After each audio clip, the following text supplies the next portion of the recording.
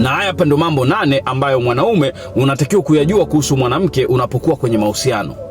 Jambo la kwanza, mwanamke akikuambia kuwa una pepo la ngono kwa sababu unataka sana. Ukishaona mwanamke anakuambia vitu kama hivyo, ujue kwamba huyo mwanamke ashaacha kukupenda, ila kuna kitu kinamlazimisha aendelee kuwa na wewe. Jambo la pili, mwanamke huwa achungwi na wala huwa hafuatiliwi, kwa sababu mwanamke akitaka kuchiti huwa anachiti tu, atachiti hata na muuza mkaa wake au na bodaboda wake.